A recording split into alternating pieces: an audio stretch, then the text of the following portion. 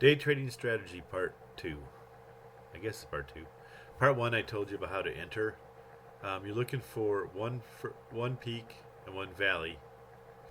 And these ones have some type of volume. Like this case, it's the black triangles, which is referring to medium volume, but there aren't any blue ones. So then down here you have another valley, and it goes back up.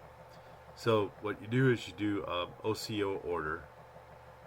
I call it a custom OCO order. So if it ends up going up, you don't know at this point whether it's going to go up or whether it's going to hit a peak and go back down. So with only two of these things here, one peak and one valley, there's no real trend. So you have to put an OCO down here, an OCO a buy stop here or a sell stop here. Okay, so you would have put your order in right after it reached the peak, the bottom, the valley here, and it would have been either this one or that one. It went up like it was going to go break through, but then it broke down. So you would have got it in here. Okay, so that's opening mood. But what happens if you didn't catch that? What would you do? Well, there's a series. Usually in a trend, there's a series of downs, right? And then it might go up. So this is actually a really good stock to look at for as far as excuse me, trends. You have it go at the peak. This is a lower peak, a lower peak, a lower peak, and then another lower peak, and then this peak is like at the same level, and then it goes down. So that's a lower peak. It's just kind of going down, and then it goes up here. But this peak here is still lower than that peak a little bit, and it just keeps on going down. So here's the peak, and you might say that that's a peak there. That peak's higher, but really, this peak here is the main dude, and it's so what you do is you have to get in at some point, right? So let's say that you got in. Let's say you got in right here, right there, right? So you get in here, and you know that you're in a downtrend. You're in a downtrend. Never go up. I mean, unless it's to reverse a trend, you have to have a trend reversal. In other words, instead of these peaks being lower peaks, some of the peaks have to be higher. Okay, so we said we're going to get in right here at that value. Well, we know that the last peak is up here, right? So if we get in here, down here somewhere, we have to be prepared that the price is going to go back up again. So you might enter right here.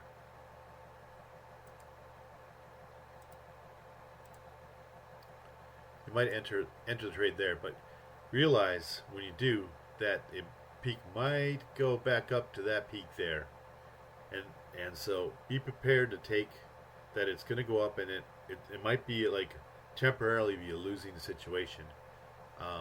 So if the trend goes up, don't, like it does here, don't worry about it unless it goes up and past this little threshold line. Oops. Activate. So I drew these dashed lines in here, a little bit above the peak. The peak's here, and it's a little bit above it. So that if this line here goes above it, that means the peak's broken. So the problem is like when you enter here, right? You have to be prepared for it to go up a little ways and to give it a chance to keep on going back down, because this is your opening entrance. But this might be the actual reversal point. So here's the last peak. So you put in this thing here, right? And then you, at that point, right at that point there, you have to have an exit strategy. So in this case, you'd be exit if price goes above.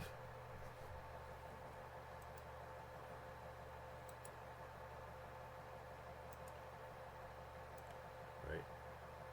So that is where you'd want to exit. Um, um, in this case, since you're doing a short, you'd a sell, and so you'd have to do a buy exit. So in this case, this would have been called a buy stop. Okay, buy stop means if it gets that price or above. So in this case, if you would have bought here and that price would have been 26.32, and for some reason it did a full reversal and kept on going up, you would have lost 26.55. Yeah, so you'd have lost 55 minus 32 is 23 cents. You'd have lost almost 1%. Okay. So that wouldn't have been good, but that's life. Now what you could have done is you draw in this line right here.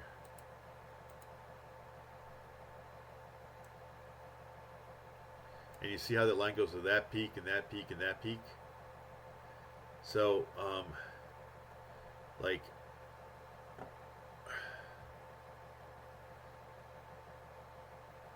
I'm not explaining myself very well. Anyways, let's just move on. Any rate, so you would put your first sell stop here, and then the price would have come up, hit this peak here, and it didn't go up there. It would have dropped down. Now, if you would have put the sell stop here, okay, so it comes up here and hits this peak and then goes down. Now this is the next peak, so now you move your buy stop lower. So what you do is you, activate duplicate drawing.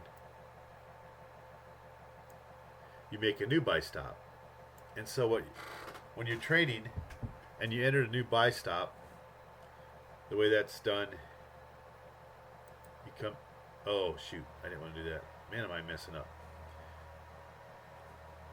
Exit out of that one. You come over here, trade, buy, edit, and then let me make this big just so to show you how to do it. It said the order type is market, you go to stop, right? And then you have to enter a price. You do a buy stop. And then you go confirm and exit, send. And I'm not going to do that right now because I don't want to buy this. But it'll come back and a new window will pop up and say, do you want to cancel your other order? And you say yes. So we'll delete. At any rate, so now we have our new peak here. And it goes down and starts to come back up, and then you have a new peak, but it hasn't reached that yet, so you're still playing. And this peak is almost the same as that peak, so you just leave this where it's at. It comes down, it comes back up, and then comes down. Oh, this is a new peak. So now you add a new dash line, and then you add a new buy stop. See that? Right? And then the price goes down, and it comes back up, and then comes back down. Oh, it's a new peak. So you add another buy stop. Or you change your buy stop to that point right there. Goes down, comes back up, and hits this thing. Goes down, comes back up, down. So you say, oh, that's new peak. So you put a new buy stop in.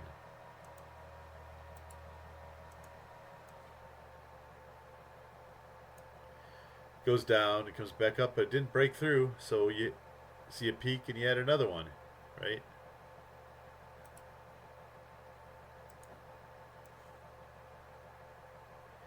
And now you notice that one thing is, see this blue line here? Well, we'll just keep on going. Now what happens is it kind of goes down, comes back up, comes down, little peaks.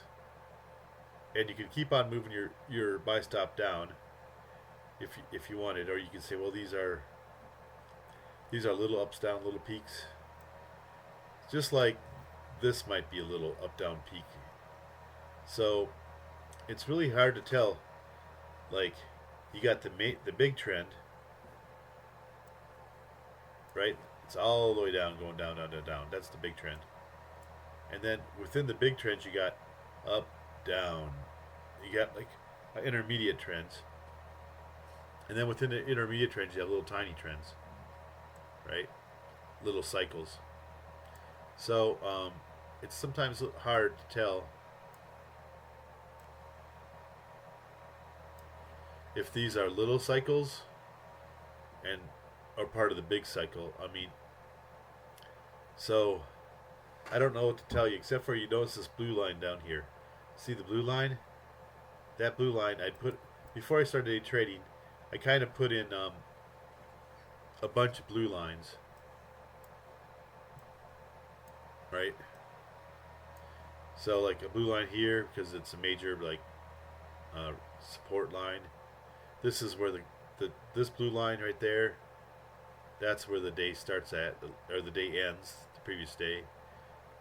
That blue line, there's a little peak down there, put a blue line.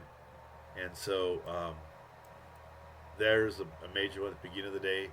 It makes it up to that high. So sometimes it goes down, it comes back up and hits that one. That's a major resistance line, right? So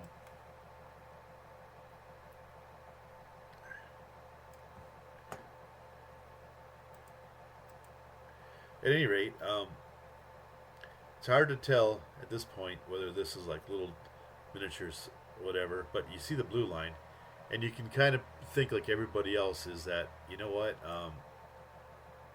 this is like the bottom. See the day ended there. These are like the bottom of those. They're like hits there and hits there, so that's why that's a blue line. So that's a support line. So people think, it's going to be the resistance line. It's going to bounce off it and head back up. Logically, it's a good turnaround point, you know. And if you look closely at this thing, see how these blue triangles, those like volume. So like people are selling it and buying it like crazy and getting rid of their stocks. So they're exiting out of their shorts, the short sells, and sure enough, it takes off and goes up. And if we had left this buy stop at this level, it would have got out right there at 2603.